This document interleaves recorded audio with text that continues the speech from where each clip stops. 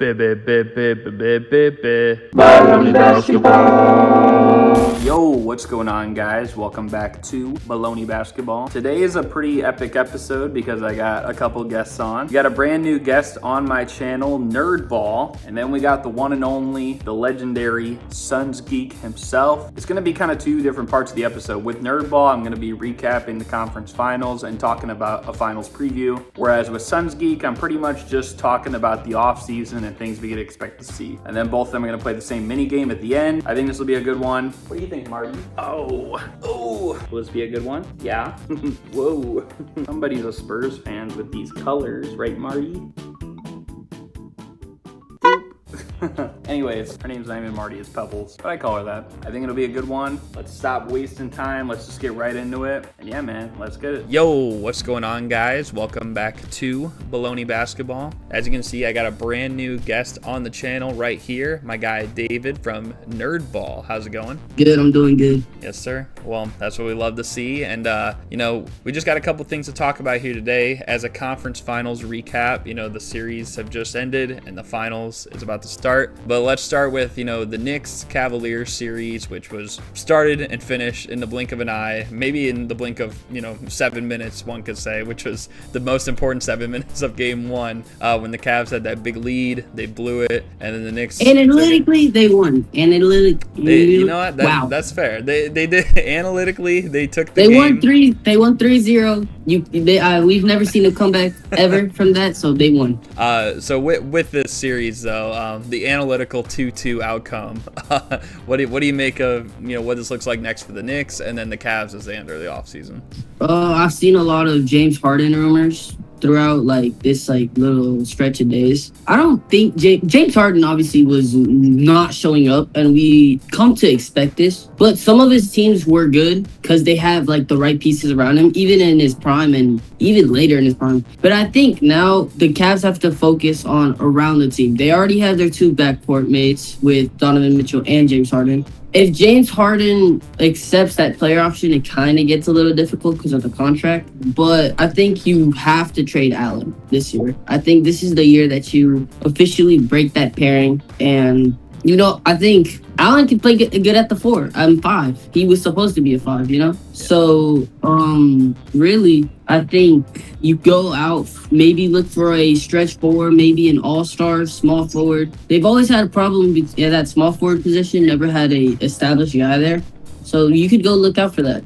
Yeah, no, absolutely. I think that there's got to be some change in the dynamic of the team. It can't just be okay, you got 2 all-star level guards, 2 all-star level bigs. Well, fringe all-star level bigs, I guess I should say. And then also the wings. It's just the wings are probably the most important position in basketball in this era. And you saw it with the Knicks having so many of them that they could throw at Cleveland that they just really had no answer for it. I mean, they even struggled a little bit against Detroit or Toronto when they threw the same thing at them. It's just that I think those two teams didn't really have as much experience and maybe consistency around their star players. So the Knicks do. Go ahead, sorry.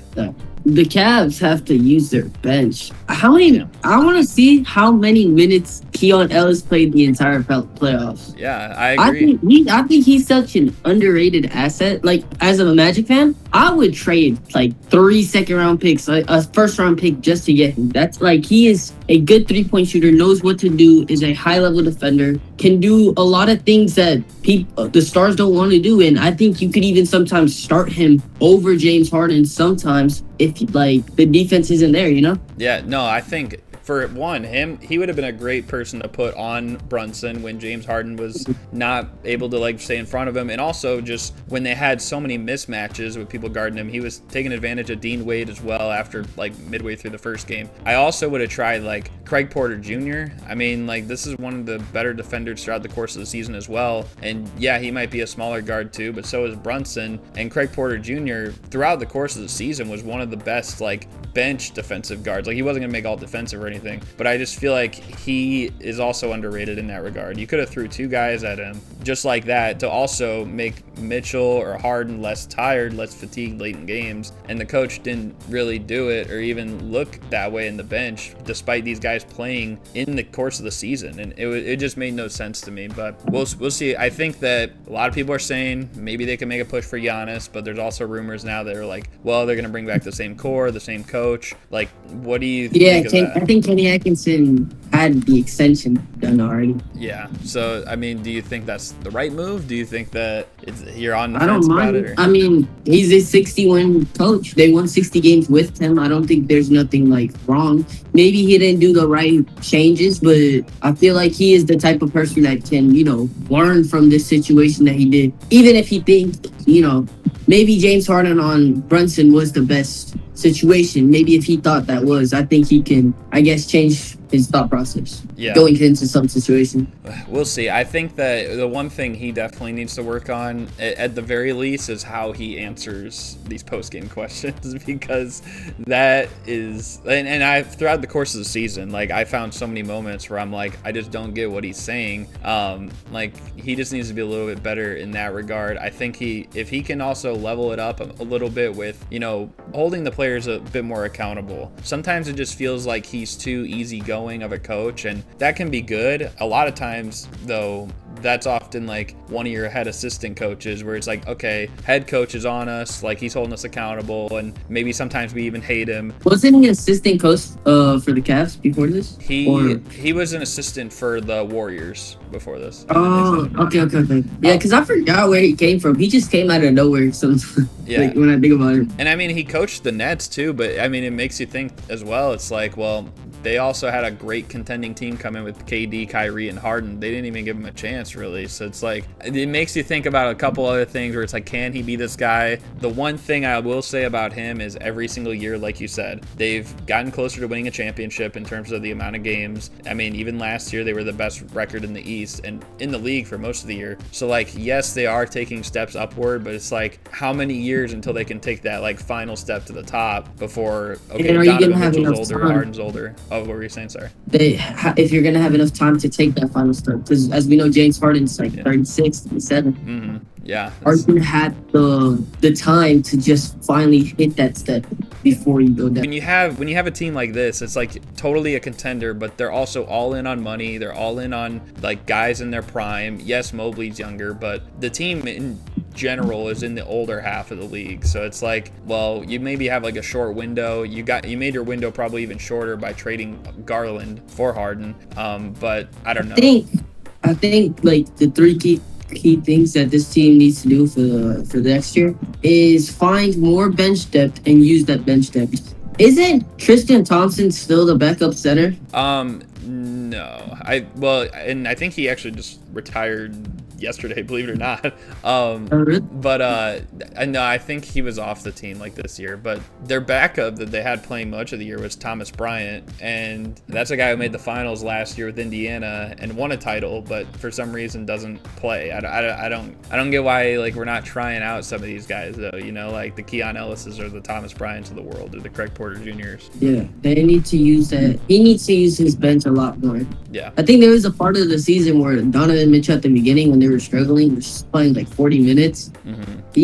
He doesn't have to play all 40 minutes and y'all still win. He could play like 36, 38, but y'all have to try out these new guys in the bench that you acquired. And last year, I mean, they were really successful when they were doing that. I think because, they were giving Ty Jerome some rain, and, DeAndre Hunter, or earlier in the year was Karis LeVert. Like, these guys were actually able to get that opportunity. And then now, like, the only bench player that really plays a lot in this team is Sam Merrill, and it's because he got massive extension. Yeah, it's just a very limited rotation, and I agree. Like, especially sometimes he plays too many guys and he doesn't play them enough. Other times he just limits it to too little guys. And like Jalen Tyson, for instance, had a great regular season, and I know he had some questionable moments in the playoffs, but like you gotta give him a chance sometimes to like build that rhythm. You know what I mean? I don't really think he had that for like anything past the first round. Because Carter Bryant hasn't really been the most like best player, but he's been getting minutes to like, learn, get that learning experience. Because if you're you're not on the court, how are you supposed to build a rhythm? Yeah, exactly. And the last thing I guess I'll say about the Cavs, and then we can talk a little bit about the Knicks here too, is obviously I'm a big Donovan Mitchell fan. I don't know if you know that, but like it's just frustrating to me how the narratives kind of like twist around on him. I know he has not won a title, but I still have that belief in me that if you have the right cast around him and if the right system is happening, it can get done. This is a guy who's one of the top 7 or 8 scorers all time in like playoff points per game, and even in this series he was the leading scorer. But I don't know, man. I just think that whether it's Harden turning the ball over a lot, or Evan Mobley and Jared Allen not getting rebounds, or the depth thing like you said, or the coach just saying the worst things in the post-game press conference. I know Mitchell had his own flaws, but I do think that it's possible you could do it. And so for that sake, you shouldn't just go total rebuild mode like some of these Cavs fans are saying. I think that it's about a retooling, and whether you make a big push and you can get a Giannis or something, I know it's a little unlikely at this point now, but try to make it happen, or just try to see like what supporting players you can get around like Mitchell and Mobley and James Harden, and maybe that involves trading Jared Allen like you said. Yeah, I mean, last year they were one of the best teams in the NBA, and Donovan Mitchell was averaging 24, which I think is his lowest besides his rookie year. Mm-hmm. That shows you that he can still be effective even if he's not, his usage isn't at the max, And this year he was like at 28, 29. Like he has to do that extra workload, and people expect him to defend, play make. It's hard to play both sides of the court, Yeah, no, absolutely. So speaking of the Knicks here, though, and then we can talk about the other series, with them winning, going to the first finals since 1999, the last time they played the Spurs, and funny enough, that's what they're going to be playing again. But with this Knicks team, they've won 11 straight. I guess, like, what are you seeing from them right now? I'm seeing Sabonis and a little bit of De'Aaron Fox. I'm seeing the resemblance of what Mike Brown has done to that Kings team, because they're using Cat as one of the best playmaking passers, maybe even the entire playoffs, not even just like big man. He's been that good sometimes. We're seeing the emergence of like OGs. I was never like, oh, that contract is too big, because OG can play up to that contract at the right time if he wants to. But, obviously there's inconsistencies and stuff. And then Jalen Brunson showing us that every year he can be that all-star superstar in the playoffs that can lead a team. Yeah, no, I think that's a good point you brought up with the Fox Sabonis comparison to kind of like the Brunson Cat, because in a way, yeah, I agree, Cat has really been made a playmaker or a facilitator in a way that Sabonis was, and it really helps when you have guys who are wings that can defend and that can hit threes and stuff like that. Kind of like during that light the beam era, like that was their mantra. Like they were just pushing the pace and they were taking a bunch of threes and making a lot of threes. So they've been playing extremely well, so much so that it's like outside of that game 1 against the Cavs, like they have not had a close game since the one they lost in Atlanta. And which is crazy. Yeah, to have that level of focus for like a whole month in the playoffs is pretty insane. And now I know everyone's saying, like, of course they haven't played a team like what they're going to see on the West side in the Spurs. So now like that could be a little bit more interesting. But all in all, I do think that it's impressive they got here. And the one thing I will say, I guess like the final thing I'll say is with the Knicks, like they proved that they're definitely a level up above everyone else in the mix right now. Like I know Boston had their injuries this year, and Tatum got injured again near the end of the playoff series that they wanted to hold him out. I know the Pacers were pretty much missing Halliburton all year, so like those teams maybe weren't in the mix, but out of everyone else in a year that everyone said, hey, the East is pretty open, like they literally went for it, and they're like, okay, we're just gonna take care of it, and they did. Like there wasn't anyone else that was on their level. Even the Cavs who made the conference finals, like they clearly showed they weren't in the same class as them. We had people saying that the Sixers were gonna take them down, Atlanta was gonna take them down. They were very inconsistent, like especially that press conference where Kat said he doesn't know his role. He's found his role at the perfect time, and every day that like comes closer. Today's the first game, right? I think it's Wednesday actually. But still. Every day we get closer to the first game, I feel like more sure that the Knicks could win this series. Yeah. If the Knicks win this series, it's gonna be a sweep, or a 5-game series. But if the Spurs win it, it's going to be like 7-game series. And I'm not saying it because the Knicks are a better team. I just think that the hot streak is going to keep going. And we've seen the dominance that they've been doing with the Cavs and the other series. So you have to sometimes think maybe they just go in another tier this playoffs against the Spurs. I think that's fair. I mean, you got to think, like, the Knicks are coming off winning or sweeping 2 opponents, so for them to sweep again, it wouldn't be, or even close to that, sweep 5-game series. Like, it's not out of the realm of possibility. And also with the Spurs team, it's like, yes, they've beaten probably some tougher teams like the Minnesota, like the Oklahoma City Thunders of the world and stuff. Even Portland was like a good test for them, I think, with their size. But all in all, I love Portland. They didn't sweep. Like, that's one of my second team. My bad. No. I was just saying, like, they didn't sweep any of them, really. Like, that's so it's gonna be a longer series for sure. Like, I would be surprised if the Spurs swept the Knicks. I think it probably, I guess we'll get into some of that like later. But what I just want to say though about the Knicks is, it's gonna be a completely different game, and they're gonna have to figure out how to continue to be riding the hot hand and on a hot roll offensively in the case where the defense is not going to be like lazy getting back, because against the Cavs and against the Sixers, like in that last game against the Hawks, they got so many transition points, like they're probably not going to get that in the finals. So that's kind of just the one thing where it's like, how are they going to work around that if they're not going to get as many points off turnovers? You know what I mean? Yeah, I think for this series to be a little bit closer, I think Cat has to play the 4 and Mitchell at the 5. Yeah. And like I think Cat would still be like the main paint presence, but Mitchell would be the help side defense, Yeah, that makes sense. Because I don't think their starting lineup with Josh Hart is gonna cut it, and maybe even Sohan joins up because they'll need that defense around Wemby, And he has insight to the Spurs side of things a little bit because he was on the team. Yeah. But let's before we get into the full finals breakdown, let's get into the Western Conference side of things with OKC and the Spurs.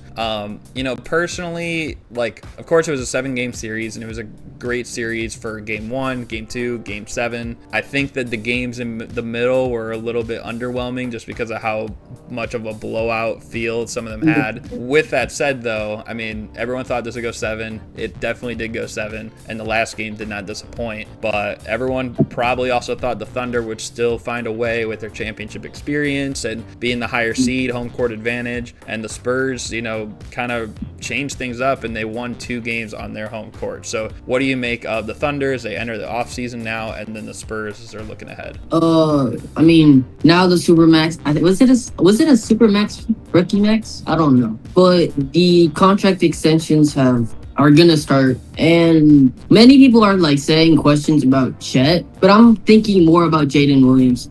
We know he's a really good player. We know that he can be an all-NBA type of guy defensively and, as a player in general. But can he, stay healthy? There was, genuinely, if I'm remembering, he injured his hamstring 3 times this series. Well, it was 2 times this series and then in the Suns series. Is that not... That's, very crazy one sign. Has he torn it? Wait, did he torn it? Or... I don't... No, it's been sprained those 3 times. Yeah, he's just been in and out. Crazy. Yeah, this is gonna sound crazy. He might as well tear it so he can get a full recovery. It sounds crazy, but honestly, sometimes, I get it though. That makes sense. Yeah, because it's been that bad, genuinely. It's tender. And what do you do with Lou Dort and those guys? I think that Thomas Sober was one of the guys I watched in college. Mm-hmm. I think he needs a little bit extra more time to do a full impact in an NBA roster to be a starter. So if you can find a way to get Hartenstein on a not minimum, but a lower contract than what he already is, which you probably can't do because Hartenstein is worth a lot for a lot of teams, and they're gonna probably overpay him. But I don't think Lou Dort is gonna stay in this team just because of the matter that he's gonna want more money because he's an all defensive player. Yeah.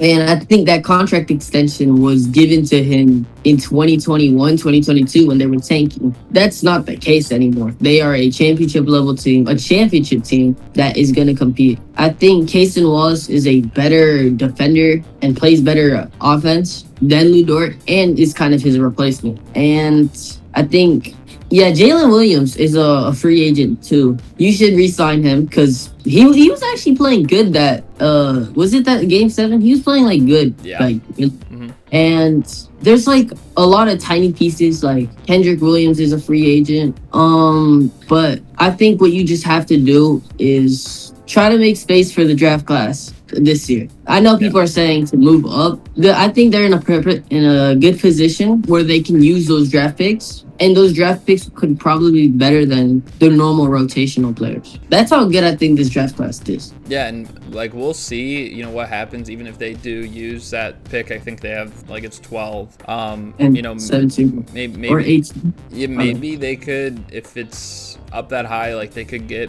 Mara from Michigan as like another big. My only thing is though, like whether you do draft another big or not, like I think Hartenstein's so important, and so some people were saying, well, there's one option where you could just totally get off of J-Dub and you wouldn't have to get rid of a bunch of other players because he's already dealing with the injuries and stuff like that. They've shown that they can be successful without him. Of course, a healthy Jalen Williams or J-Dub would have gotten them probably the win in this series. Having said that, there's also people who are like, we could get rid of Lou Dort and we could get rid of Isaiah Hartenstein for their contracts, and it would just make the most sense. And that pathway, like, sure, I totally agree with the Lou Dort thing, but the Hartenstein part to it as well, that I know a lot of people are saying, like, just doesn't really make that much sense to me because he's their like big presence down low.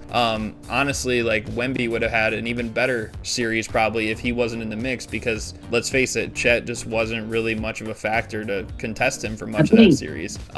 Chet was averaging less than a block. Yeah, like it was just like really a rough series for him. And so if you were to get rid of him and you have Chet, I mean, I know Jalen Williams, like Jay Will, played pretty well, but then you throw Sorber in the mix. Like, I don't know how I feel about their front line then, you know what I mean? Like they could be attacked a lot more, I think. And even though Chet's a great shot blocker, like I just think that physicality that they have down low, like a lot of guys, for instance, if they were playing a team like the Knicks, Cat probably wouldn't take hardly any threes. He'd probably just be posting up all game long, and he'd probably just take advantage of that size mismatch. So with that said, I think that it's really puts them in a weird situation because they got to do something to get under that second apron. And whether they move Lou Dort, whether they move J-Dub, something I think is going to happen with like what's been the core nucleus of this team, that's going to be a little bit different like this year or this coming year. So I'm excited to see what that happens with the Thunder. And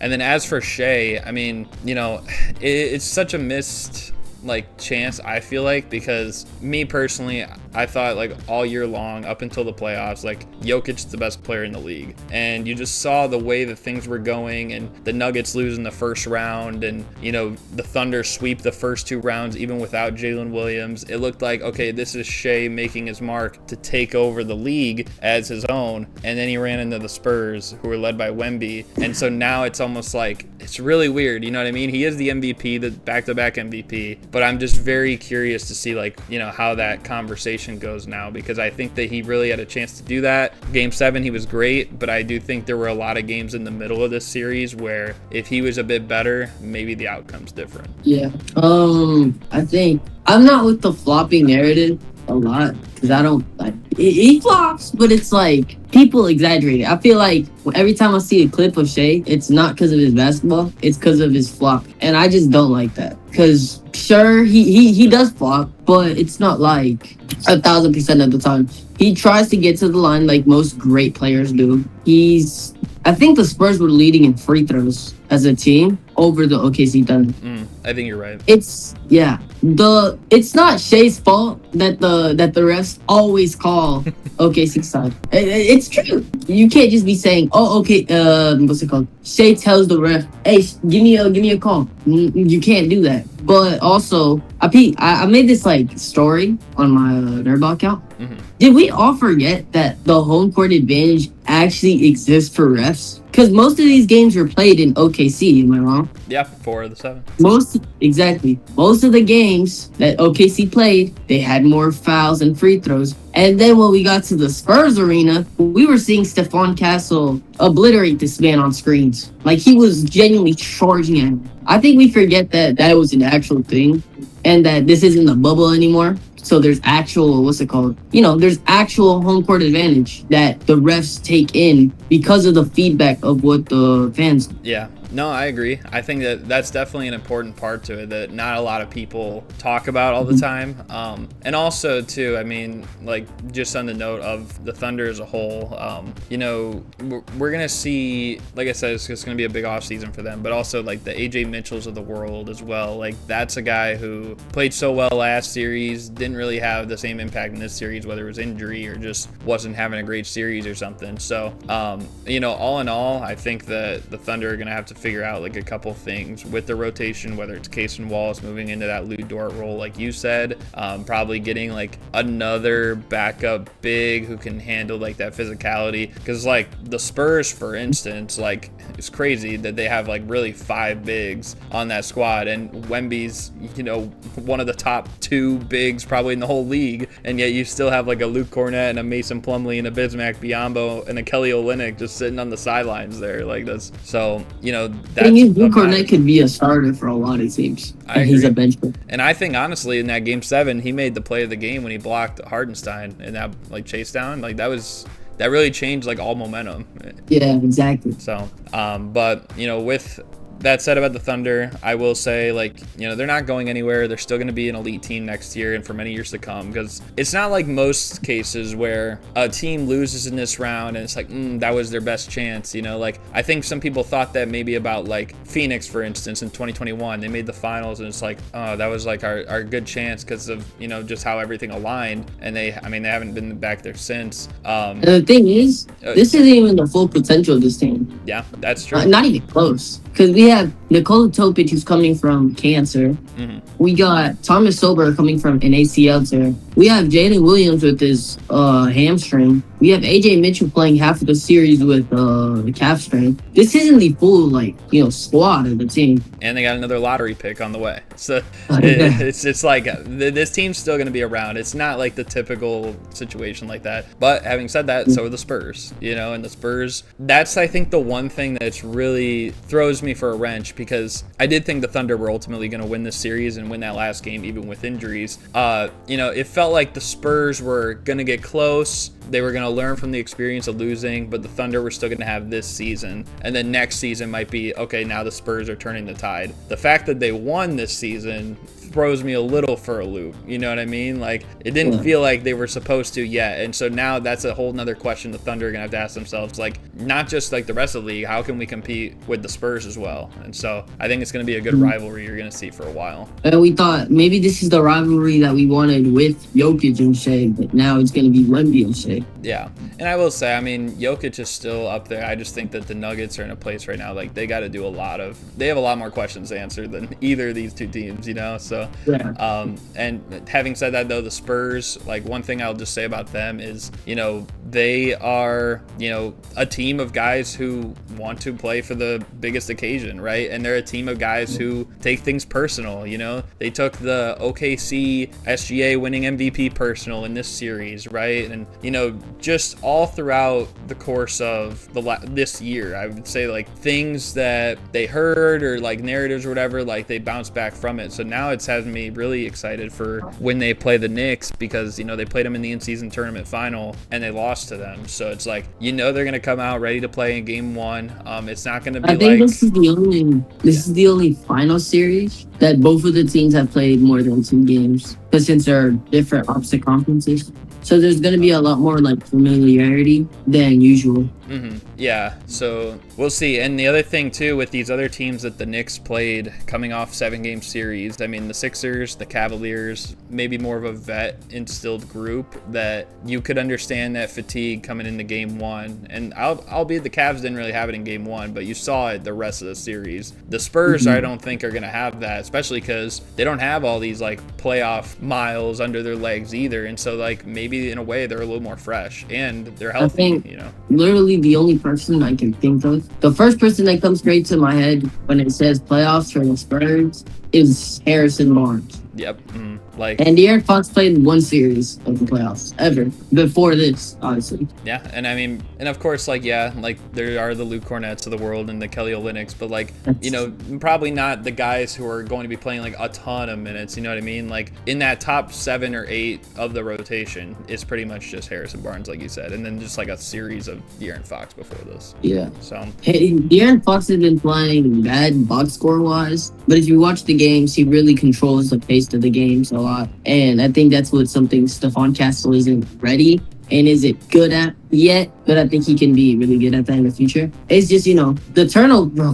The beginning of the series was bad for Stephon. He had like, was it 8 and 9? He had 9 turnovers and 8 assists. I think he might have had 11 in another game too. Maybe that was end of last series or something, but yeah, it was like 13 and 11. Yeah, so he definitely needs to get a little better in that regard. But also, I mean, if Dylan Harper's playing the way he's been playing, and you got De'Aaron Fox, you know, controlling the game like you said, I mean, it's going to make things easy for Wemby to get to his spots, but also it's just going to limit transition opportunities. And, you know, just like I was saying, like for the Knicks going into the finals, like that was their bread and butter really over these last couple weeks of games. Is like, yes, I know they played great and they deserve all the credit in the world for forcing those turnovers, but are they going to force the turnovers and finish against the Spurs when Devin Vassell is running back, when Stephon Castle is running back? And, you know, because these guys get back in defense. Luke Cornett, we like, again, to talk about that play, like everybody is, so it's going to be tough to see how they work around that. But I think the Spurs are finally like, maybe this is their like, I don't know if the Minnesota was a better team, but I think this is like their second time this series where definitively they think that they are not the underdog and they can win this. Yeah. By a blow. Like, I think that's the mentality of the Spurs right now. Yeah, and we'll see what happens. To dive a little more into now this whole finals matchup between the Spurs and the Knicks, what do you think this series is going to be? Like, what's your prediction? I got Knicks in 6. Really? Okay, so you got Knicks in 6. It sounded like the way you were just juicing up the Spurs, you were going to pick them. But it's because it's so like, this is like one of the first times from me watching basketball that I've ever seen a team this hot. I don't think I've ever seen a team this good.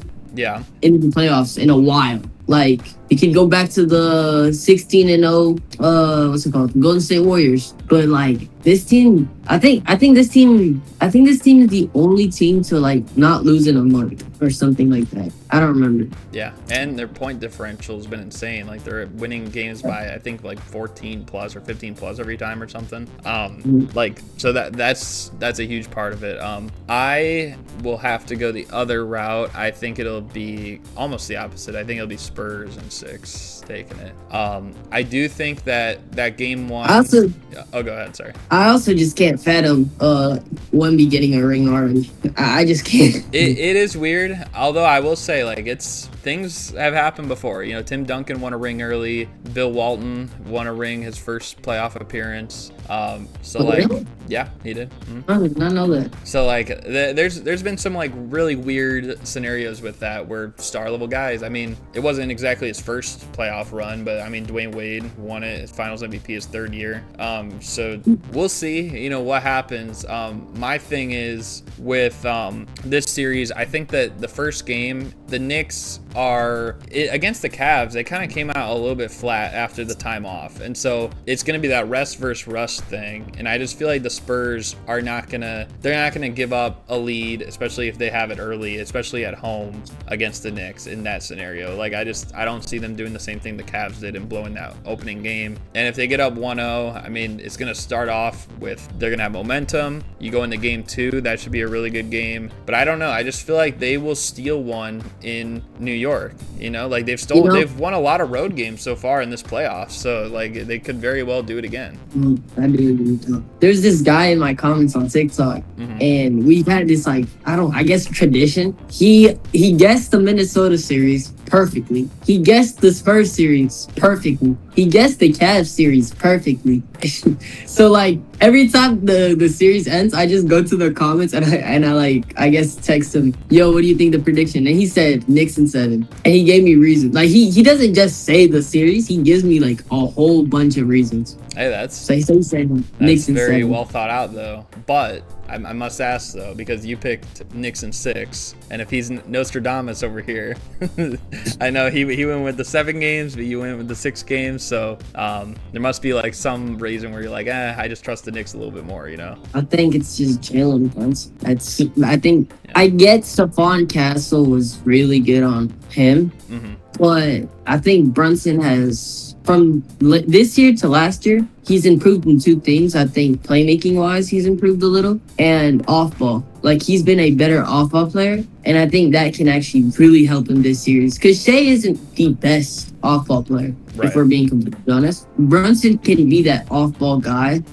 Like you know how Cat has been like, I guess, playmaking in a sense. He can be the guy that's running off the screens and everything and shooting the shots. You know? Yeah, I think it's a little bit similar to kind of like what we were saying with last season, how the Cavs were so successful and like what Donovan Mitchell was doing and everything. Like it's kind of similar to what you're seeing out of Brunson right now, and like what they're asking out of him. Like it's not so ISO heavy unless it's like down to the end of the game and they need a couple baskets and stuff like that. But I mean, yeah, so we'll see what happens. But all in all, I just feel like the Spurs have, you know, they have wings that they can throw at Brunson, make it a little bit difficult.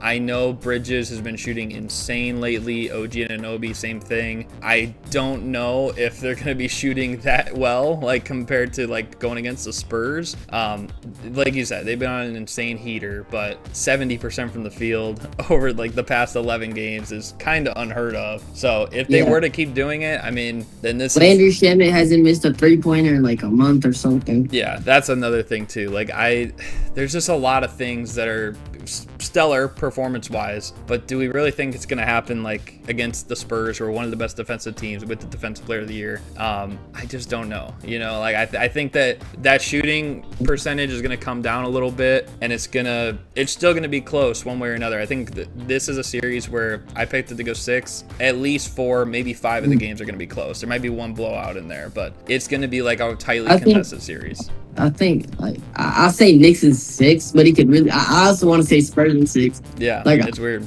This is like the only series where I'm not sure, because I had OKC winning in 7, and I was like firm on that. Like I didn't care what anybody said. I was firm on that. I had the Magic winning against the Pistons. I was firm on that, and then I got slapped in the face. So hopefully the Knicks don't slap me in the face in this finals. Yeah, but we'll see what happens. I think either way though, like we were just saying, it's going to be a tight series, like one way or another.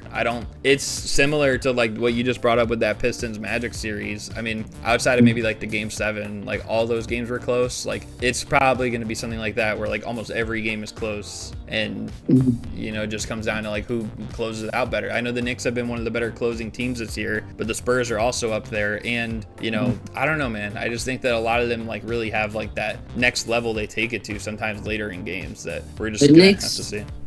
The Knicks in the regular season, I usually don't bring up regular season because I don't think it really matters too much.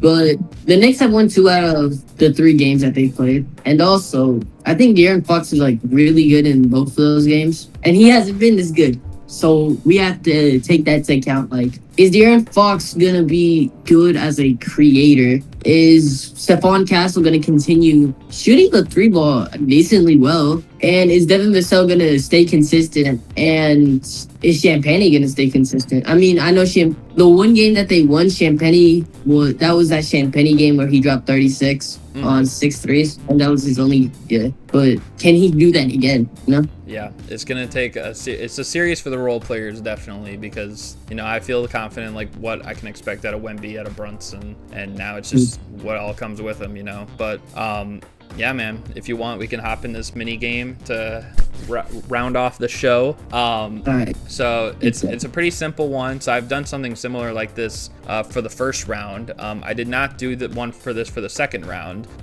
or this round yet, of course. So basically what it's going to be is I'm going to give you the two teams from each series in the second round and the conference finals. You're going to have to tell me who is the leading scorer in points per game for each team in those series. If you get that correct for each one you get right, you get 1 point. But you'll get an additional 2 points if you can tell me who was the outright leader in scoring. So like if it's, for instance, the first round, I think it was like, OKC and Phoenix. And if it was like Shea and Devin Booker, and you'd get 1 point for each of those. But then I'd ask you who had the most points outright between those two then. And you said Shea, you'd get 2 more points. Good. So we'll see how you do with this. I think the max score you can get is like 24 maybe. So are you ready? Yeah. All right, so starting with the second round matchup, that was the Knicks and the Sixers.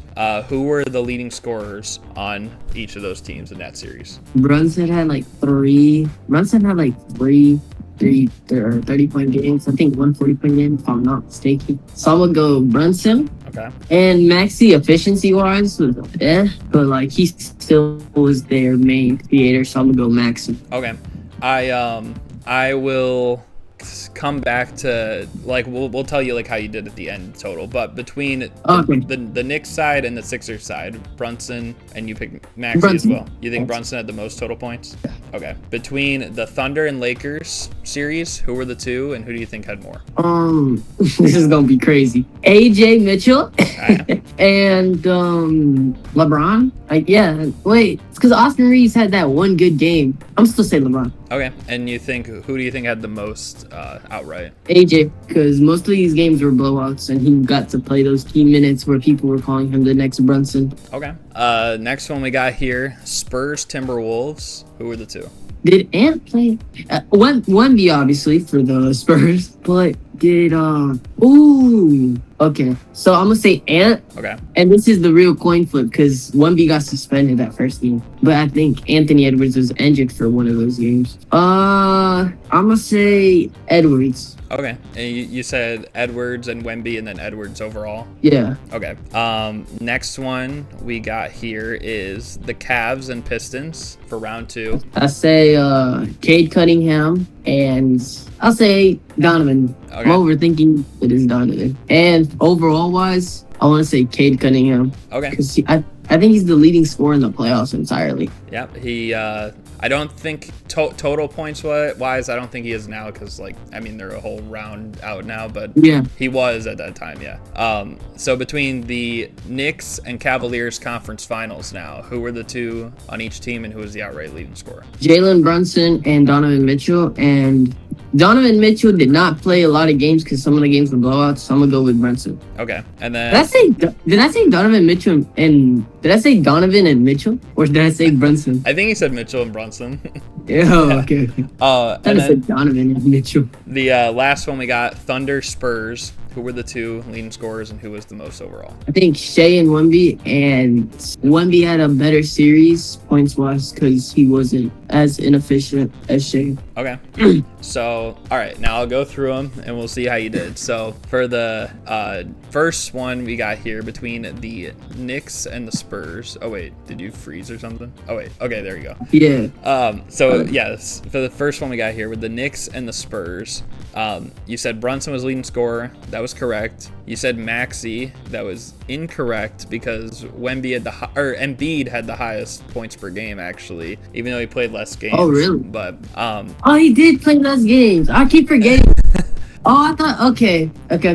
But you did get the Knicks had the outright leading scorer, so that is still you got 3 of the 4 points there. Give me a second. Okay. Just Yeah, a little dark in here. No, you're good. Can't see myself.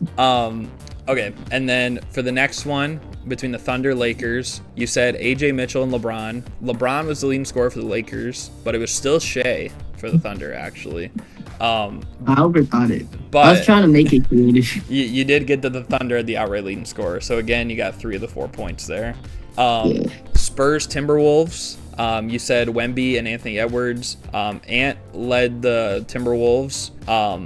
Castle was the leading scorer in points per game, actually. Really? Yeah, he by 0.2, so it was very close, you know. But you were right that the Timberwolves had the outright leading scorer, so that was correct. Then we got the Cavs and the Pistons. You said Donovan Mitchell and Cade Cunningham. You got both of them right. You said Cade led in the series points per game. It was actually Donovan Mitchell who had the most. It was 28.1 to 23.9. Yeah. For the Knicks Cavs series, you said Jalen Brunson and Donovan Mitchell. Both were correct. You said Brunson for the overall. It was actually Mitchell in this one too.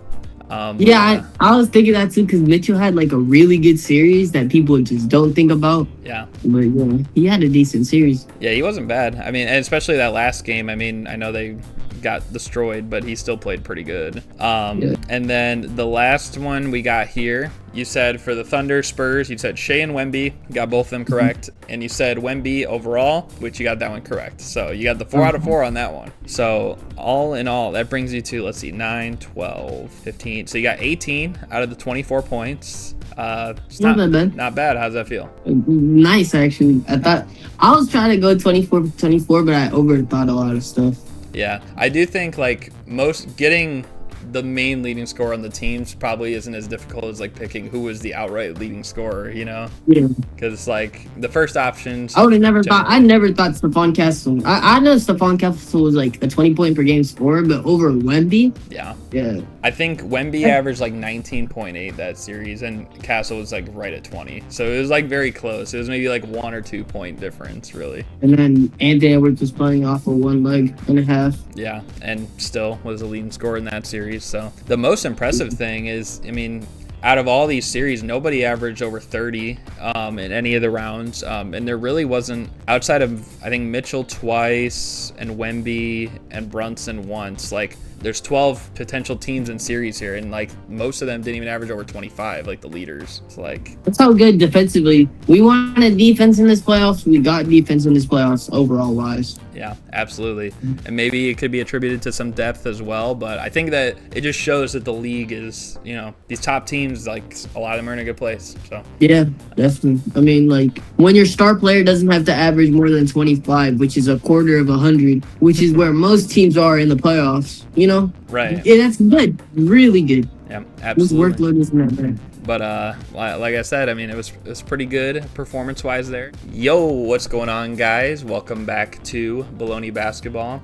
So you can see I got a familiar face on the channel, a Bullony Basketball regular, my guy, Suns Geek. How's it going? I'm doing great, man. So great to be recording with you once again. It's long overdue, but don't worry, you guys. We're going to be recording a lot more together. I'm happy to be back, ready to talk some basketball. Yes, sir. I always think of that one song by Akon where he's like, "It's been so long that I haven't seen your face." Oh, really, I don't know why. But pretty much like this conversation is going to be pretty chill for the most part. I know in the same episode I'm talking with my guy Nerdball about like the conference finals and the finals, and we can touch on some of that as well, but mostly I definitely want to talk to you about the offseason stuff because, of course, with you being a Suns fan, me being a Bulls fan, we've been in the offseason now for a while now, and there's other notable things like the Giannis rumors or maybe what's going to happen with LeBron or the Rockets or the Cavs. And so between any of those things, whatever is like the biggest eye-popping thing for you, you know, where do you want to start with what you could see this offseason? Yeah, I mean, if we could just start with the Suns, you know, and prior to this recording, I just did a lot of my own recording, kind of addressing some, quote, trade rumors, and I put that in quotations because I feel like a lot of it's just like either fan-made, which is fine, but it's just fans playing around on the trade machines. Even if there's been some trade rumors that have had just a little bit of credibility. I'm like, I don't really see a lot of this stuff happening, but I don't really know if this answers your question, but like I could see the Suns making a couple small moves, but pretty much running it back. And like we've been talking about it all off season long on my channel. I don't know if you feel the same way, but like the Suns exceeded expectations this season, man. Yeah. Mainly up until the All-Star break, because around the All-Star break they kind of derailed. But like they still made the playoffs. Yeah, they got swept by the Thunder. Who cares? The Lakers did too, and the Thunder made it to Game 7 of the Western Conference Finals. Like they're a great team. You're supposed to get swept by the Thunder, but they still made the playoffs, man.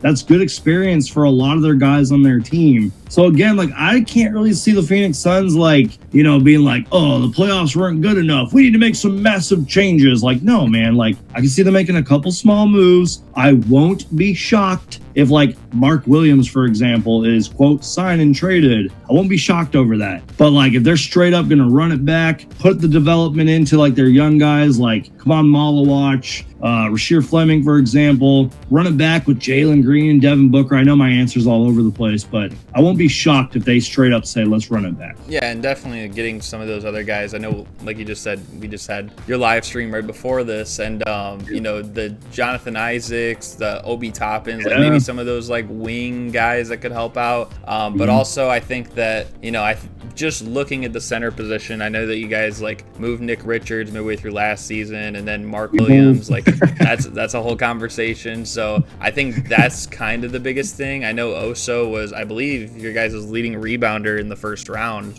series against the Thunder. So like that's a good sign there too. But you probably want a little bit more, fortitude, I guess, down there, right? So The Suns center position has been a problem for a while. And like DeAndre Ayton had his seasons with us, but we all know about that. That's but like I get why like maybe some fans, and kind of like you pointed out, like Oso Ighodaro was our leading rebounder during the playoffs, and he actually had a pretty good season overall. But I get why some Suns fans might want to move on, and maybe even the Suns, maybe they're like, hey, Mark Williams, thanks for your service, we're gonna go in a different direction. But the Suns for years now have like really needed a true dominant center, and like I don't know if this is the offseason where we find one. Yeah, and I will say too, on the point where you said how this season still was a success in a lot of ways for you guys. I still remember, I think it was the second episode of the season, and I'm going to call out some of my other guys I've had on the channel between Cloud2K, Jacob Blocks, and Roundball Renaissance, when I told them, don't be surprised if the Suns have a decent season, and maybe they're in the play-in, and maybe they can make the playoffs. I said all this, and they all laughed at me. They thought it was just jokes. And I'm like, hey, man, just wait and see. And sure enough, they get that 8th seed. So, I mean, especially with, like, I know they have, like, a lot of vets, like the Grayson Allens on the team and the Royce O'Neals as well. But this is still also a team that has a lot of young guys, too, who can continue to get better. I said for a while, too, like, throughout this year, even compared to teams like the Lakers or the Rockets, who maybe had a better record, like, you guys had better depth, I think, if you were just healthy. So it just happened that Grayson Allen got hurt at a weird time and Mark Williams was hurt. And then, especially going against the Thunder, it's like, and you can answer this for me too, like, since we're talking about your Suns real quick. I don't think anyone was upset about the fact of you guys losing to the Thunder, but I think just that play-in game against Portland, which really decided everything, the Spurs, of course, won the West, as we know, but going against a team who had not had any playoff experience might have been a little bit better in your guys' favor, maybe, right? Yeah, that Portland game still haunts me till this day, man. And like, I mean, you and I could talk probably for 10 minutes about that one Portland game alone and how bad of a loss that was for the Suns. But there was a few losses prior to that. One of them to your Chicago Bulls, where I was legit embarrassed. Like, it was losses like that, for example, where I was like, okay, we're probably going to make the playoffs, but like, it's going to be a dogfight getting into the playoffs, man. That was like, again, after All-Star break, we kind of derailed a little bit because we had bad losses to the Bulls and probably like 5 others that like we should have won, or like we lost in the final like 20 seconds, or we lost the fourth quarter. It was like, that's stuff that I hope the Phoenix Suns will take into the offseason and try to improve on with the construction of their roster and the guys that are coming back or running it back. They're like, hey, we need to win the fourth quarters. We need to take care of business against these certain teams. You know what I mean? So I know that probably doesn't answer your question, but like that Portland loss still haunts me till this day, and a few losses prior to that, man. It was bad, bro. Yeah, and I was someone who wanted the Bulls to tank at that point in the season. I was also embarrassed that we won the game. I remember I sent you a long message, man, like the Suns deserve to lose this game, blah blah. Like that was such a bad loss, man. That was crazy. But I do remember that too, because it was like, you know, I feel like usually whenever they play and stuff like that, it's always like a close one, or it's been a while since like we've actually won against you guys, and then we just somehow managed to do it. I guess we could next, while we're on the topic of the Bulls as well, if you want to talk about, you know, my team, and then we can get into maybe some of the bigger fish in the offseason. You know, obviously with us having new management, Billy Donovan's out of the picture now. We still haven't figured out a coach, but we got Bryson Graham now as like leading the front office. And seems like maybe we go for Caleb Wilson in the 4th pick in the draft. But overall, I think that this whole team's dynamic, it looks like we're going to be going for guys who are two-way guys. And so I think it puts maybe someone like a Josh Giddey in a weird spot, or, you know, I don't know, like, what do you think that a team like my Chicago Bulls might end up, you know, doing this offseason to maybe better their chances built around like someone like Modest Buzelis? Yeah. And like, you know, this is a conversation for another time. There's some recent Josh Giddey Suns trade rumors. That's another conversation for another time.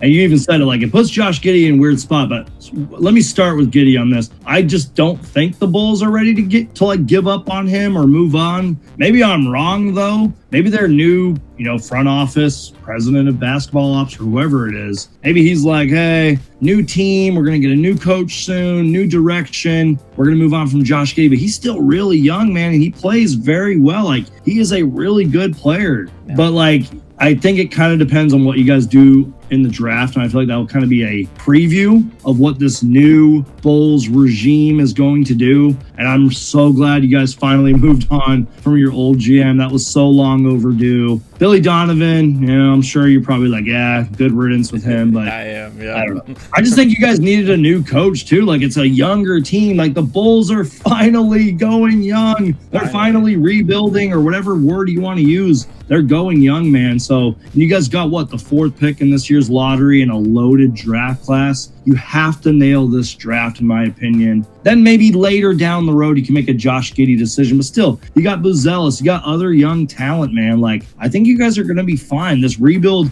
is long overdue, and I think Bulls fans should be excited. Yeah, I think that's a very good point. Me personally, and you know how critical I am of my favorite team and any of my top favorite players and stuff, like when things don't go right, especially the Bulls in recent years, because there's been a lot to be critical of. But one of the things that I did say even last season is, you know, if he didn't get hurt, I think Josh Giddey would have been an all-star for us. Like, he was playing that good. Like, we were hanging around, like, I think the 7th or 8th seed for much of that time, and the dude was almost averaging a triple-double, and like maybe even could have been an all-NBA consideration too by the end of the year. But I think with that said, you have a guy who can very well be an all-star again. Is he a great defender? No, but at the very same time, you could say the same thing about Jalen Brunson. He's in the NBA Finals right now. So it's like, you know, if you build a team the right way around said guy, like, for instance, Luka, or, you know, Halliburton hasn't been praised all the time for his defense either. These guys all made the finals the last couple years, so they're all stars. Yeah, exactly. So you get the right guys around him, and I think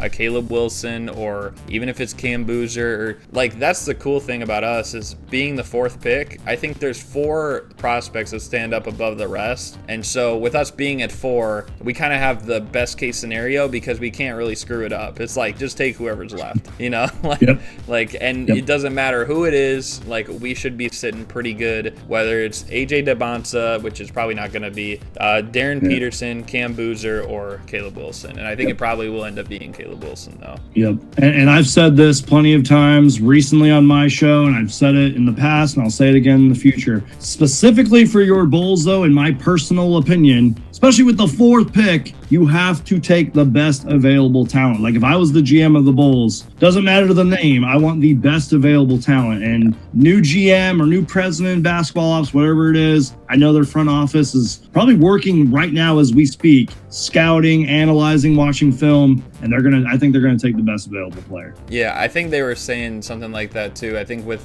they said if you have like a top 8 or top 10 pick or something, they're like, you always got to go for best available and stuff. Yep. So which is a good thing because we definitely need it. You know, with our scouting department hasn't been the greatest either. You've seen Patrick Williams over the last couple of years.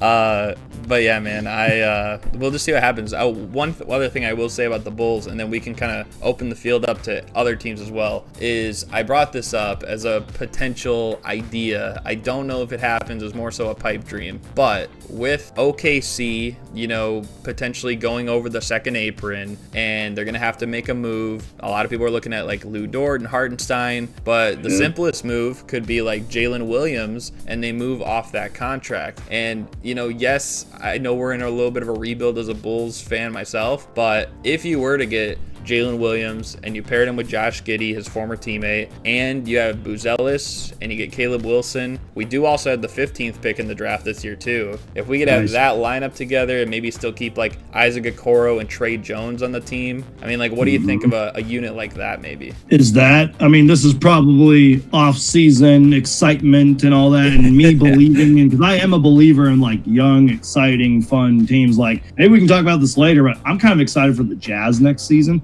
That's another conversation for another time. But like, let's pretend that happens to a T, the roster you just said. Is that like an 8th seed? Like, seriously, like, what if the Bulls like surprise people? They're young, they're exciting, they play fast, they score a bunch of points. They don't care about defense. Who cares? They're young. Like, is that seriously an 8th seed? I could see that happening, man. Like, especially since, what was the other pick you guys said you had? The 17th pick? 15th. 15th. That's 2 picks in a loaded draft class in the top 20. Like, the Bulls are literally playing with gold. Like, if I'm their GM right now or whoever's running their front office, I'm excited, man. And I'm not going to lie, you guys actually kind of helped us out, because even though we talked about that Phoenix-Portland game where you guys lost, because you guys got into the playoffs, it brought you guys to be lower in the pick order for the draft, and the Portland pick went up, but we got Portland's pick.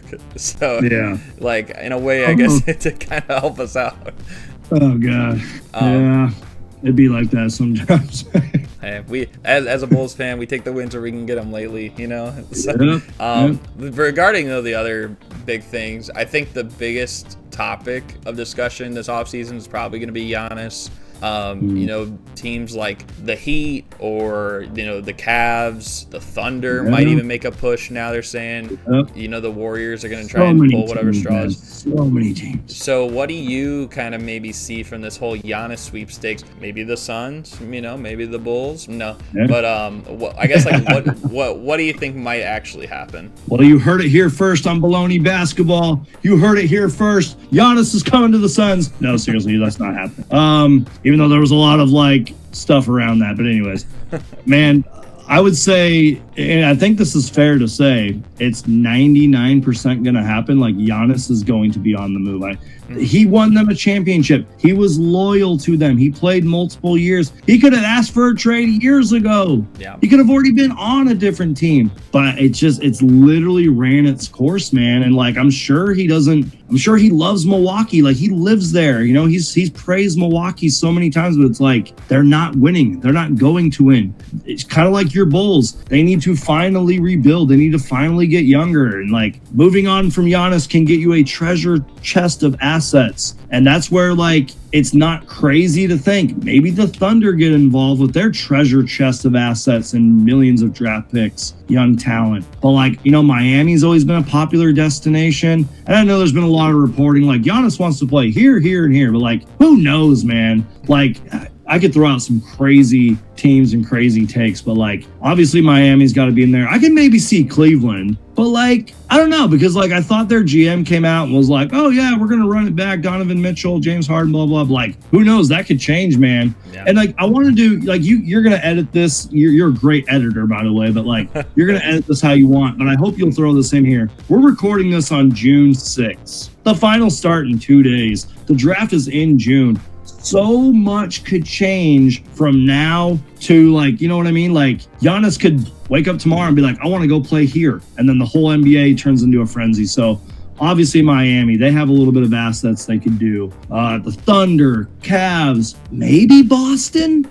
But like I said before, I don't want to be one of those guys like break up Jason Tatum and Jaylen Brown. I don't believe in that. There's so many teams, man. So I know that doesn't really answer your question, but probably somewhere in the East. Is that fair to say? What do you think? I think that's fair. Well, first of all, something that's gonna be funny. I know I answered like a million different times, but yeah. I was gonna say, just at a total troll of this live stream that just happened. Actually, to fact check, it's June 1st.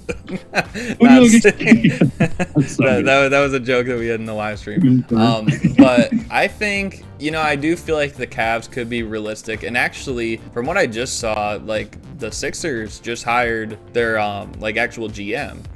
So it's like they might have said this stuff. Oh, we're gonna run it back, and it's so early in the offseason anyways that you say that like 2 or 3 days after your season ends. Cool, whatever. But what's it really gonna be like in 3 months if doors open to other teams or other players? And especially with a new person up there in charge as well. Because I'm not gonna lie, like I heard the stuff with after Game 6 when they got blown out at home, the Cavs, and Dan Gilbert took Kenny Atkinson out to dinner, and he basically told him, to put it simply, give Jared Allen the ball or you're fired.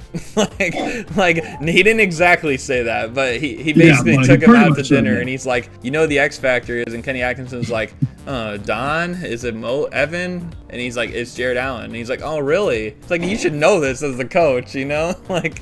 So I don't know. There's just a lot of things there, and I think Giannis, looking at the East this year, because yes, they did get swept by the Knicks. First of all, they should have won that first game at the very least. I think that the whole series could have been different if that was the case. Not saying that the Knicks went to 1, but it would have been a way more competitive series. And if that's the case, you get a guy like Giannis who is going to bring that 100% energy every game he plays. Yeah. And some of these guys on the Cavs just turn it off like too much. You know what I mean? Like even sometimes, I won't lie, like I was critical at points of Donovan Mitchell in this playoff run. You know how much I like him, but I think for the most part, like he's usually the one guy who's like always, there bringing it. And you saw that in the last game, and no one else really was doing it with him. So if you had a guy like Giannis there to kind of stabilize things as well, that could make it more interesting. I think another team to look at maybe, could even be like Detroit potentially. I just don't think Giannis wants to go anywhere too far away from Milwaukee. And so I'm looking at the Cavs, I'm looking at Detroit, I'm looking at Minnesota. And on the topic of those two teams as well, Detroit and Minnesota, like I think both those teams could be in play for actually Kawhi, to be honest. Yeah, I could definitely see the Clippers making some off-season moves, and obviously Kawhi is probably at the top of the list because they're after that whole like James Harden trade, like Darius Garland going there, like that kind of kicked off like an unofficial rebuild, retool, going younger. I could see Kawhi Leonard on the move, and those teams are definitely in play. And the whole Giannis thing, man, like I mean, I've never been a GM for a millisecond in the NBA, but like I would like to believe if you're a GM in the NBA, you at least have to pick up the phone and call and ask about Giannis. You have to do it, unless you're like legit not interested, or you're like, no, we're keeping our core. We'll move on. Well, we can live without Giannis. You know what I mean? You at least have to pick up the phone, man. Yeah, which would be crazy to me if anyone was going to turn that down. It's like that's one of the top 5 at the very least. I would probably say even top 3 maybe players in the whole league. So, but Boston could be. He brings it every day too, man. Like you said. Sorry to interrupt. Oh, no, I was just going to say, because I know you mentioned like the Celtics as well. Like that could also be an interesting one as well, because they don't really have the front court they used to. No Al Horford, no Porzingis, no Luke Cornett. Like, so it's we'll see. I know like Derek White kind of struggled this year, I believe, and like I agree with that whole front court, man. They just they lost that like championship team kind of in a way, and they still have really good players like Peyton Pritchard, for example.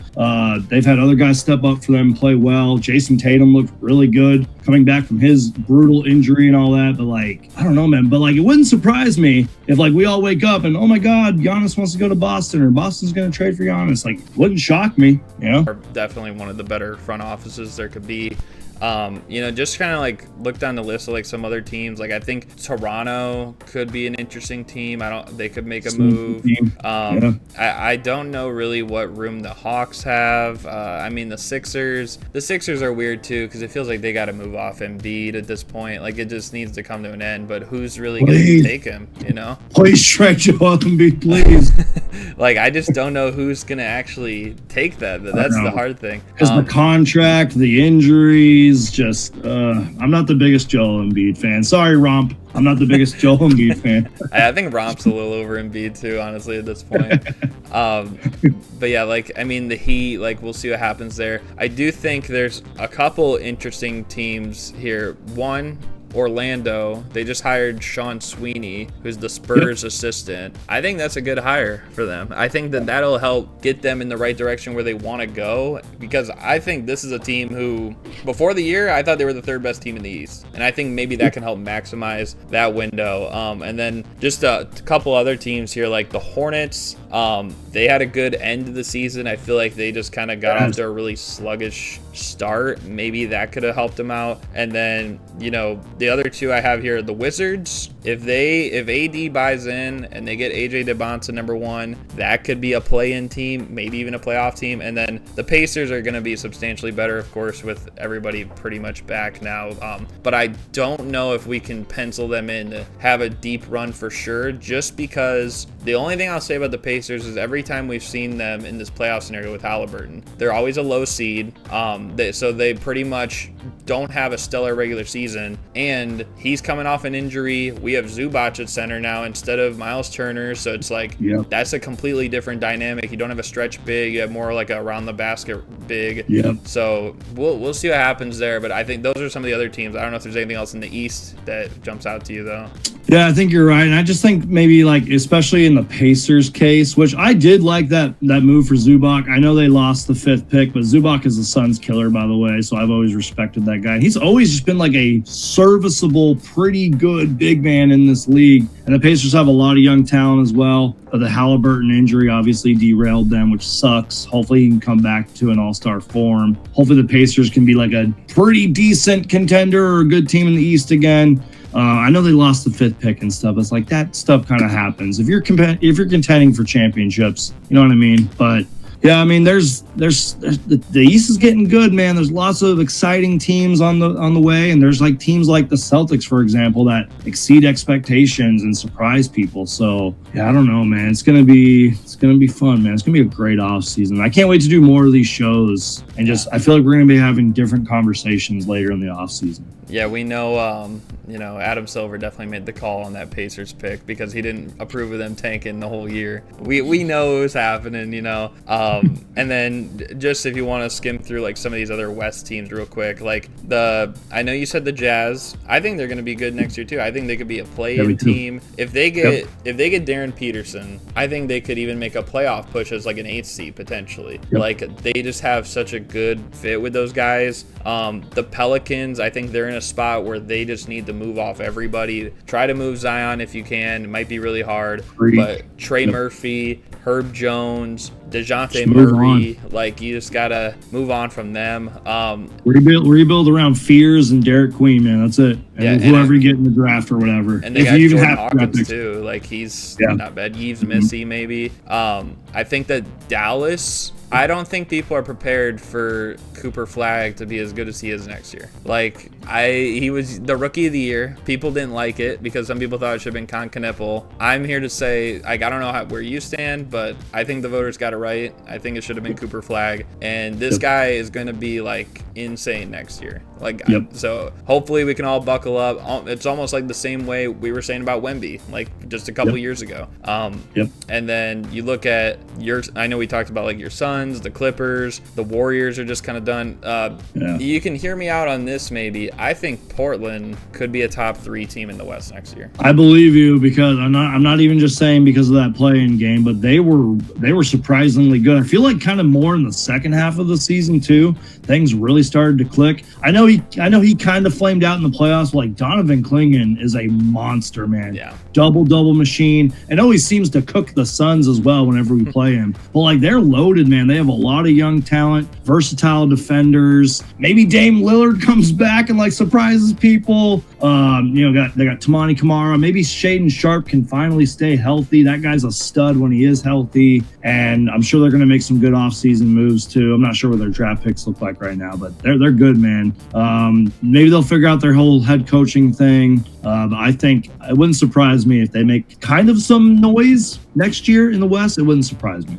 I could maybe even see them making a push for, like, if they don't bring back Tiago Splitter, maybe they go after Jason Kidd, because there's a lot of bigs on that squad, kind of similar to that Mavericks team that made the finals a couple years ago, and maybe that could bode well for them. I think Dame's going to come back. Like I said, if he's even 90% or something, this team already, if you just took Dame out of the equation, in my opinion, is probably a playoff team next year, competing to win a first-round series, and maybe could, second round's probably their ceiling. But with Dame, I think they could beat anybody. I don't know if I'd put them over the Thunder or the Spurs, but like hypothetically it could be done. Like they have guys to throw on those players, and you got the best closer probably in the whole league when he's healthy in Dame. Yeah. So. And I totally disrespected Denny Advia as well. The all-star Denny Advia. I thought I would never say that in my life. He had an incredible season. That dude can play basketball. I'm not sure if he'll be an all-star next season or the season after.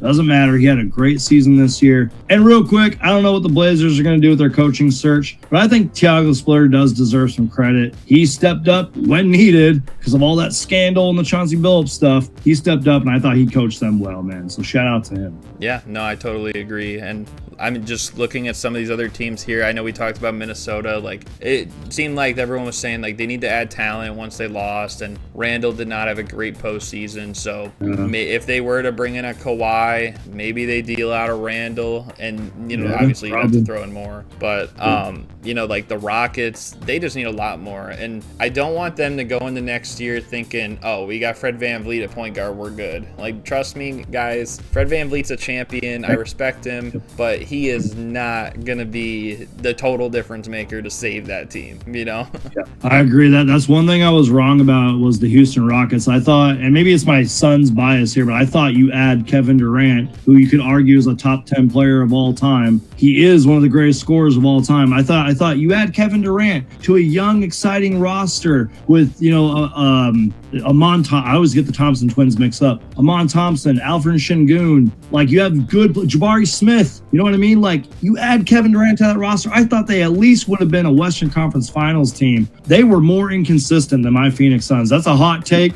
I don't care what their playoff position was. They were more inconsistent than the Phoenix Suns were, man. And they pretty much fell off the rails. I know KD had the injury at the wrong time with the playoffs and everything, but they just weren't that good. And I love how you worded it. You were like, they just need more. But like, I don't know what that more is. And like, I like Fred VanVleet too, man. He's one of those true success stories. Like, didn't he go undrafted, I believe? Yep. Yeah, like he's one of those great success stories. And I'm sure he's going to come back next year with a vengeance. But like, the Rockets need more. I was wrong about the Rockets this year, man. Yeah, I just think, especially too with the point guard spot, that's probably something that they need to have addressed for sure. Some of those guys too, like those vets, like Steven Adams missed all this the whole year. Clint Capella is probably should retire, honestly. He's not the Clint Capella he once was. And they just don't have a lot of shooting. And I knew it was fool's gold all season long when they had a great 3-point shooting percentage, but they didn't take many threes. So when you got to the playoffs and they started bricking threes, and everyone was like, why can't they hit now? Well, it's because they're not really a great 3-point shooting team. It was all like a farce. You know what I mean?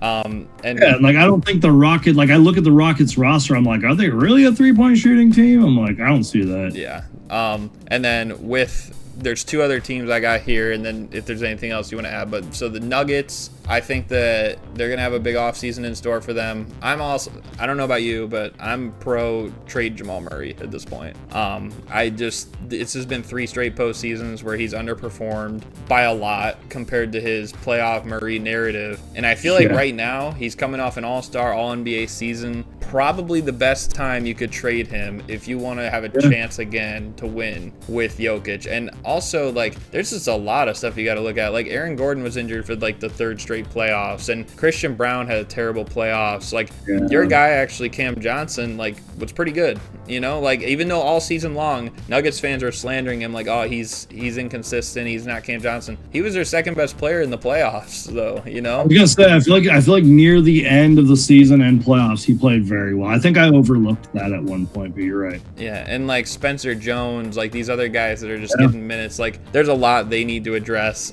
Is there even anything that you can think of that they can get? Because I don't. It's just a lot that they got to fix. I think I'm just gonna echo a lot of what you said, and you could, and I know that there's been like a GM change and a head coach change, but since their championship season, I feel like that roster has kind of spiraled downward. And are we forgetting who's on their team? One of the greatest centers ever in basketball history, Nikola Jokic. And look, maybe a few years ago, if you would have thrown that Jamal Murray thing at me, I would have been like, no way, man. Keep Jamal Murray and Jokic together forever. But I think you're right, man.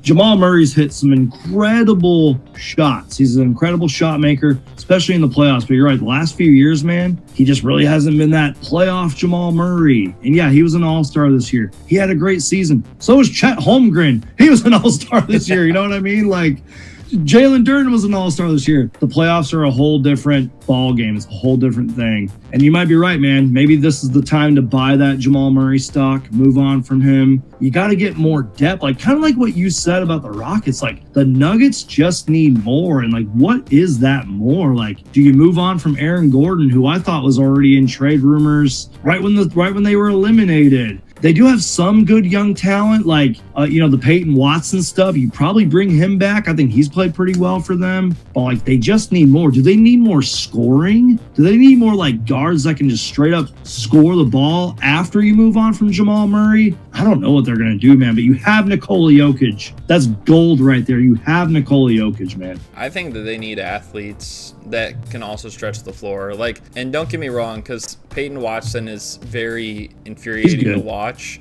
Even though he's a good player, he's just very frustrating to watch. Like, but with that said, they kind of need more players that can do the good things that he can do. Without his negatives, right? But like doing his positive things, if they can get more guys like that, they'll be sitting fine. You know what I mean? Especially like a point guard who can, just kind of control the offense a little bit, kind of like Murray does. He doesn't have to be like the main guy, because of course you have a guy like Jokic. Yeah, but like you just need to find a guy like that, and I'm not really sure where you find it, but we'll see what happens. And then the last thing I just wanted to ask you, I kind of saved this for the end because he's the oldest guy in the league. LeBron, Lakers. Like, what kind of happens this summer? He's probably gonna play one more year, I would think, because he hasn't said anything about retirement. Does he stay a Laker? Does he go back to the Cavs? Does he go elsewhere like the Warriors, or what do you think? He's coming to the Phoenix Suns, baby. I'm sorry. I have to move on from that. But no, for real.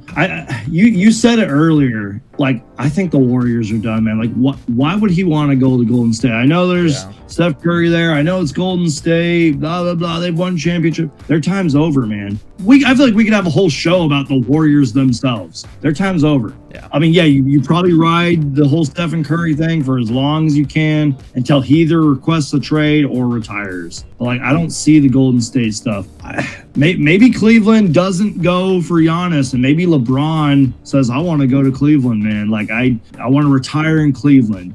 Cleveland, this is for you. You know what I mean? I could probably see that happening. But does LeBron want to win one more championship? Is it in Cleveland if he does? I mean, if I think I know LeBron, like I want to say, I at least I know his career. You got to win one more championship, right? Even at the age of 41 or 42. So he's got to go somewhere where he's going to win a title. And I can't do that with the Warriors, man. Like, come on, don't do that for your last season.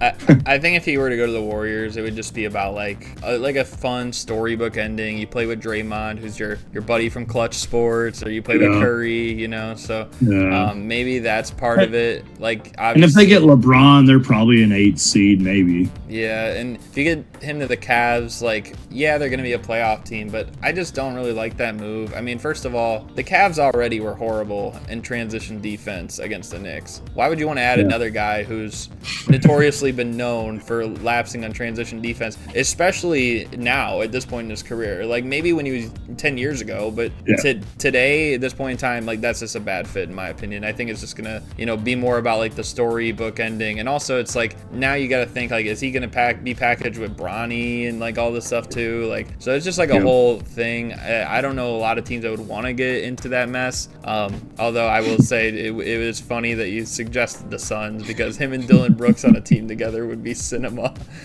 Dude, you would need like documentary teams and like camera crews and all that, like all the cameras just to film practices and interactions with those two. That'd be great, man. But you know, maybe like a few years ago, before and during the Kevin Durant stuff, it wouldn't seem too crazy that LeBron comes to Phoenix, but I think that time has passed, man. And even if LeBron, let's just pretend and use our imaginations here. Let's say LeBron did come to Phoenix, man. Like, I don't know if the Suns want that mess over and over again with now KD, Beal. They don't want that, man. That would be insane.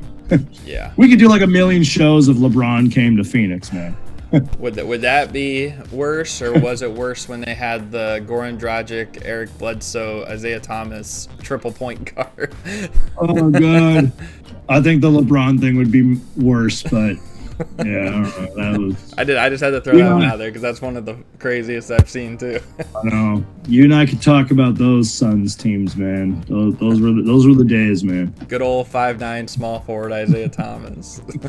But yeah, man. I don't know. Is there anything else you want to add, or you want to hop into this little mini game to close it out? This is my and for the record, whether you're watching me for the first time or you're watching me, you've seen me before. I rarely make hot takes. Okay. And I don't think the Wizards are stupid enough to do this, because I actually like the direction the Wizards are going. I think they're building upwards. I think they could be fun next year. But I have a hot take. What if the Wizards go all in for Giannis? And I'm serious. Like, they actually have the assets to do it. Like, it sounds crazy, but like, what if they do it, man? They got Trae Young. You could throw in 1 million draft picks. They have other young talent they could trade. Maybe they're like, hey, take Anthony Davis off our hands too. Just saying. You know, honestly, I don't know. Honestly, I could see that happening. Although I think if they were to do it, I think they would keep AD. But then that still would be a good front court. You pair Giannis with Anthony Davis.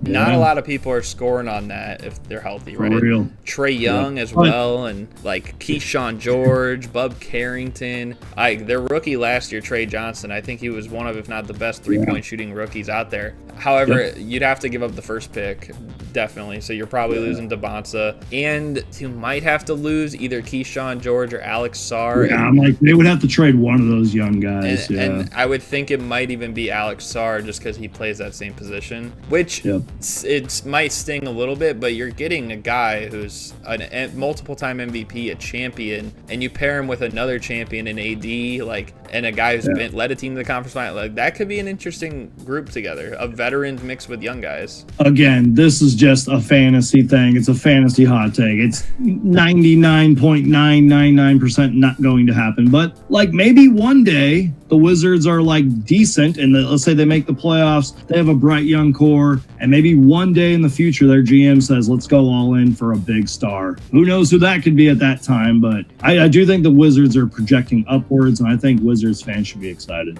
It was just one of those shower thoughts, maybe, you know? Yeah. I'm like, Giannis to Washington. That'd be cool. That'd be fun to do in NBA 2K. But I mean, they do have the pieces, though. You definitely can't deny that. I do. But yeah, man, we'll have to see how that all goes. But we can hop in this mini game to close it out. I think now this one's kind of, you know, nothing too crazy. I did something similar like this after the first round. Because my second round episode, I kind of pulled comments from the community. I didn't do one for that, so this is going to combine the second round and the third round of the playoffs. I'm going to tell you like whatever the playoff series was, and I'm looking for you to name me the player on each team that was the leading scorer in points per game for that series.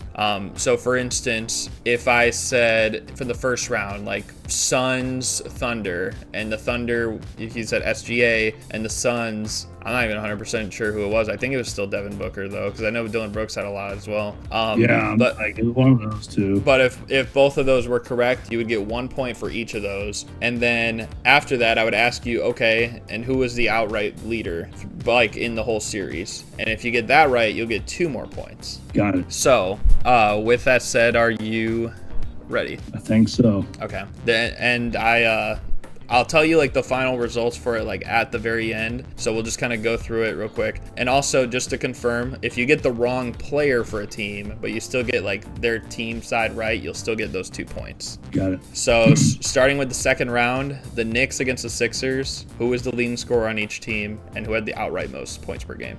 Something's telling me Karl Anthony Towns for the Knicks, and then I'm going to go Tyrese Maxey in the second round. I know that sounds like probably the cop-out answer for the Sixers, but something's telling me Tyrese Maxey. Okay. And then all out for the series. Man. So the player that scored the most total points, not averages? This is all points per game. Okay. Yeah. Jalen Brunson. I don't know. Okay. So the Knicks, so you got Cat and Jalen Brunson. Or wait, so... Or maybe I should pick Cat and not Jalen Brunson. Just Cat overall. Okay. So you picked Cat, Maxey, and then you picked the Knicks side, Cat overall. Yep. Thunder and Lakers, who were the 2 leading scorers there, and who was the outright most? Probably Austin. No, did he even play in that series? I think he came back right there. Luke Kennard, maybe? Luke Kennard? And... Oh, I'm sorry. It was Lakers and who again? I'm so Lakers, sorry. Thunder. Lakers, Thunder. And then let's do SGA. I feel like SGA is going to be the answer to a lot of them. And then who was the outright most, you think? Do you think it was SGA or you think it was... Probably SGA, yeah. Okay. I think so. Spurs, Timberwolves. Who were the 2 guys? Who do you think had the most? Let's go Wemby and... Something's not telling me Anthony Edwards because I know he was injured. Julius Randle didn't have that great of a series. Jalen McDaniels? Okay. And then the most overall, who do you got? Probably Wemby, man. Okay. Historical playoff run. So we got then the Cavs and the Pistons, who was the leading scorer in points per game on both sides, and then who was the most overall. Man, so I feel like the Pistons had a really, that's a tough one. Let's go with this Cavs Pistons. Evan Mobley and Pistons. Cade Cunningham. I don't know. Cade Cunningham. Okay, and then the most overall, do you have it for the Evan Mobley or Cade Cunningham? Probably Evan Mobley. I don't know why. I'm probably so wrong on that. Okay.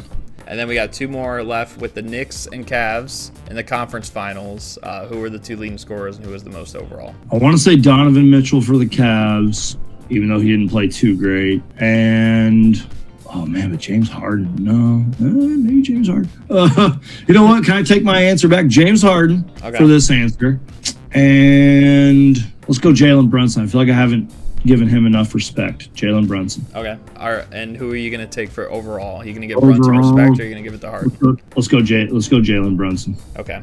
And then the last one, we got Thunder Spurs. Who were the 2 leading scorers and who was the most overall? Wemby and... probably SGA. And you can edit this in. I'm probably wrong on 99% of these. Please edit that in. I give you permission.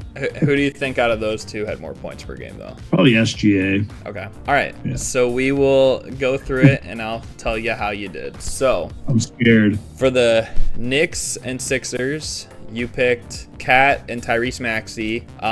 It was Jalen Brunson. Damn. And it was actually Embiid who did have the most points per game. Now, he didn't play every game. But I was going to say, did he actually play those games? Like, Maxey, I guess, had more total points, but for points per game, Embiid was by 0.4. You did get the Knicks right, though, for the points for the series. So you got 2 points on that one. For the next one with the Thunder and the Lakers, SGA, you got that correct. Luke Kennard. It was not. It was LeBron on that one. But why did I think of LeBron? Why did I think that? You did get the Thunder though. That's the overall. Oh, he's like 41 years old. Yeah. So you ended up getting 3 on that one though, which is still not bad. This next one here, Spurs Timberwolves. You picked Wemby and you picked Jaden McDaniels. I don't know why I did that. So it was not Jaden McDaniels, it was Anthony Edwards for the series. And believe it or not, it was not Wemby, it was Stephon Castle. Dude, I swear, I wanted to say Stephon Castle so many times. He only had it by 0.2. Like Wemby was 19.8 and Castle was 20. So it was like, I think literally 1 point decided the difference there. I didn't pick Anthony Edwards because I feel like he didn't play much. Like, am I wrong about that? Like, so the first game, I think the first game or two, he came off the bench, but he did play every game. Oh, wow. Yeah. And so shows how out of that I am. then overall though, you picked the Spurs because you picked Wemby. It was actually Anthony Edwards who had the most in this one, so that's tough right there. But we got Cavs Pistons. You picked Evan Mobley and Cade Cunningham. You were right with Cade Cunningham, but it was not Evan Mobley. It was Donovan Mitchell who had the most. Damn it. I should have just went with my gut, man. And you picked Cade for the overall points. Or you picked Mobley, actually, for the overall points. So you get credit for that. Although, of course, it was Donovan Mitchell who led instead. But because you picked the right team, you still get the credit for that one. Why didn't I pick the superstars and the guys that actually score the ball? What was I thinking? We got 2 more, though, here. The Knicks Cavs. You picked Jalen Brunson and James Harden. Jalen Brunson, yes. James Harden, nope. It was Donovan Mitchell again. And then overall points was also Donovan Mitchell. So he's your enemy. I told you I'm 99% wrong on like 99% of these. So, but you still did get a point there for the Brunson pick. And then the last one, the Thunder Spurs. You got both the individual ones right, Shea and Wemby. However, you picked Shea for overall points per game. It was actually Wemby. Yeah. Damn it. Something told me to say that too. It's kind of surprising because, I mean, I actually, before I made this, I was kind of thinking to myself, well, Shea probably had more too, but he actually didn't, you know? Like, and that's just crazy to think about, like, a guy's defensive player of the year, and he even outscored him in the other, like, round. Oh. So all in all, you got 2 for the first one, then you got 3. You did not get any for the Spurs Timberwolves one, but you got 3 for the next one, then you got 1, and you got 2. So that brings you to a total of 11. How's that feel? Nice. It feels pretty good knowing that I butchered so many of these answers and I should have went with my gut. Please edit that in. Hey man, I mean, it's not too bad though. Some of those were a little tricky though. Like the Stephon Castle one, like would have. Dude, I swear I wanted to say Stephon Castle like 10 times. I think the Embiid one was a tricky one as well because one, he missed games in the series, and 2, it's not like he really had a great series either. You know. Yeah. So I just want to go on record too. I should have paid more attention to, like, did Joel Embiid play in the series? Did Anthony Edwards play in this series? How many games did they play? Did they start? I was so wrong on that. I apologize. I will say, too, in your defense, usually when I do these mini games related to the round, it's just following, like, the round that happened as well. So, considering we had a conference finals / second round mini game put together, like, you did pretty good on the conference finals one. So, yeah.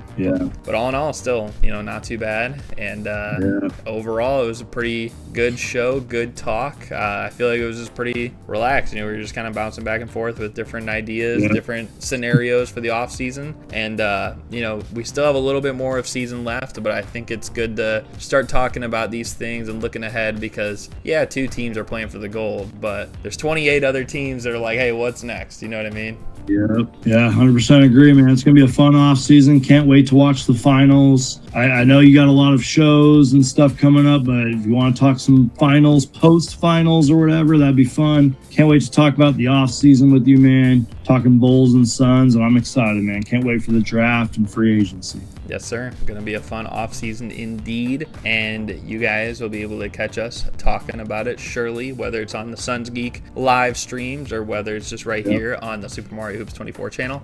With that said, though, I feel like it was a pretty good show. Glad you could join me for this one. Hopefully, you guys enjoyed. I don't know if you got anything you want to add before we wrap it up. The Magic next year will be your NBA champions. Yeah, we'll see. Sean Sweeney now as the head coach. He could make noise. I don't know who the hell he was.